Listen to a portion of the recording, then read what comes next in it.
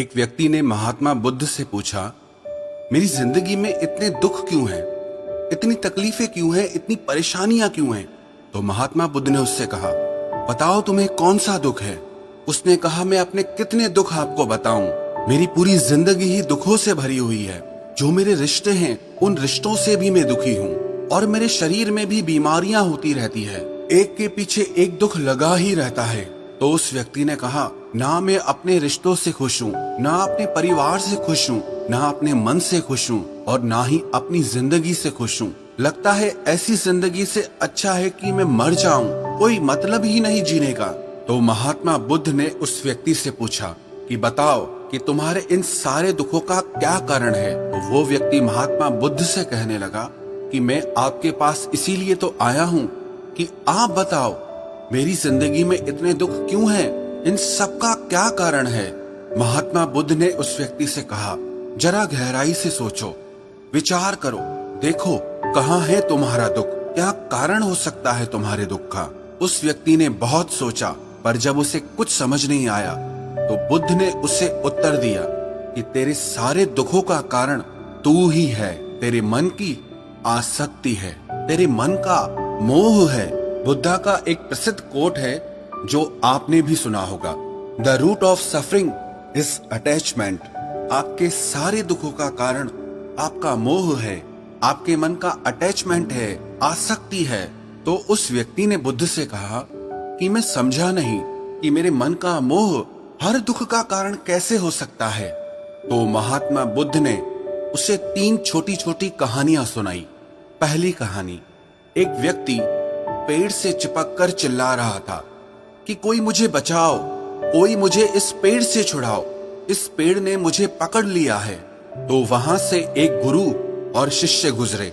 उस शिष्य ने अपने गुरु से कहा कि गुरुदेव, इस आदमी की मदद करनी चाहिए, ये इस पेड़ से चिपक गया है, इसे छुड़ाना चाहिए।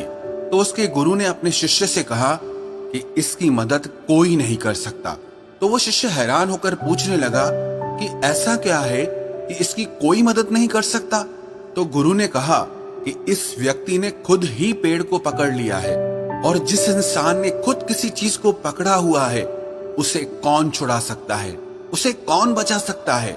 ऐसे ही बुद्ध ने कहा कि तुमने भी सारे दुखों को खुद ही पकड़ा है कि ये मेरा है, ये छूट ना जाए, ये मेरे पास रहना चाहिए, ये मुझे मिलना चाहिए, और तेरे सारे दुखों का कारण ये मैं और मेरे का बंधन है।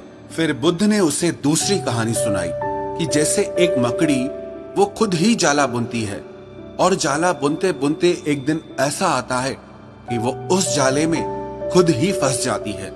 वो चाहकर भी उस जाले से बाहर नहीं निकल पाती है।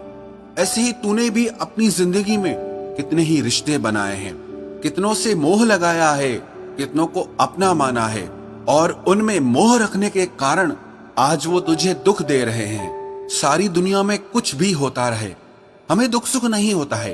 हमें दुख सुख कब होता है? जब हमारे अपने के साथ कुछ होता है, या हमारा अपना हमारे साथ कुछ करता है। फिर महात्मा बुद्ध ने उसे तीसरी कहानी सुनाई कि शहद से भरे एक पात्र में एक उड़ती हुई मक्खी घुस जाती है। उस शहद के मीठे रस में उसे बहुत आनंद आता है, वो बहुत प्रसन्न होती रहती है, और अगर वो चाहे तो थोड़ा सा शहद का रस लेकर के वहां से उड़ सकती है। लेकिन वो उस रस में इतना डूब जाती है, इतना खो जाती है कि वो वहां से उड़ना ही नहीं चाहती, और उस रस को लेते लेते उसके पंख उसी शहद में फंस जाते हैं। फिर जब तक उसका पेट भरता है वो बुरी तरह से उस शहद में फंस जाती है। फिर वो वहां से निकलने की बहुत कोशिश करती है, आगे जाती है, पीछे जाती है, दाएं जाती है, बाएं जाती है, पर वो वहां से उड़ नहीं पाती है, वो फंस जाती है उसी में ही। ऐसे ही तूने भी अपनी जिंदगी में जिन रिश्तों में आनंद लिया, सुख लिया, शुरू शुरू में तो तुझे बहुत सुख आया, और आज वही रिश्ते तुझे दुख दे रहे हैं। ऐसे ही जब कोई व्यक्ति जब स्वास्थ्य की परवाह ना करके स्वादिष्ट रसों के पीछे पड़कर कुछ भी खाने लगता है तो आगे चलकर उसका शरीर खराब हो जाता है, उसके शरीर में रोग आ जाते हैं। ऐसे ही जब मन संसार की बहुत सारी आशाएं कर लेता है, तृष्णाएं और वासनाएं कर लेता है, तो उसके मन में धन का लोभ आ जाता है और फिर चाहे उससे कितना भी धन मिलता रहे, उसकी तृप्ति कभी भी नहीं होती। वो हमेशा धन से अतृप्त रहता है और फिर इससे उसके मन में दुख का जन्म होता है। फिर उस व्यक्ति को एहसास हुआ कि महात्मा बुद्ध बिल्कुल सही कह रहे हैं। यही वजह है मेरे सारे दुखों की। मेरे सारे दुख मेरी ही वजह से पैदा हुए हैं, मेरे ही मन के मोह से, अटैचमेंट से पैदा हुए हैं। फिर उसने महात्मा बुद्ध से दूसरा प्रश्न किया कि आपने मुझे कारण तो बता दिया, अब मुझे इसका उपाय भी बताइए।